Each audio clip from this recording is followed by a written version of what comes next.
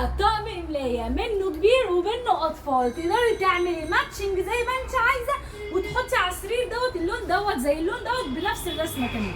بصوا تحفه ما شاء الله، الشغل بتاعها خطير في منتهى الشياكه. ده الاطفال اهو، بصوا الرسمه بتاعته عامله ازاي، تحفه تحفه، والالوان بتاعتها كمان حلوه قوي. وادي دوت الكبير نفس الشغل بالظبط بتاع الصغير، ما يختلفوش عن بعض اي حاجه. تعالوا بقى لما اوريكم الالوان بتاعتها كده على طول. بصوا اللون دوت برده تحفه اطفال، ده برده خطير يا جماعه، حلو قوي قوي. طب تعالوا نشوف الكبير برده، الموف منه برده خطير جدا.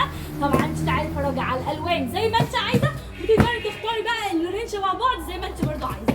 بصوا اللون ده تاني اهو، امسك. بصوا اللون ده برده تحفه، حلو قوي قوي قوي.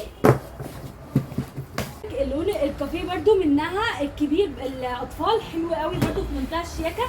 امسك كده. بصي برده اللون المنت جرين خطير خطير خطير وفي منتهى الشياكه. اختاري بقى الالوان اللي تعجبك واعملي ماتشنج زي ما انت عايزه.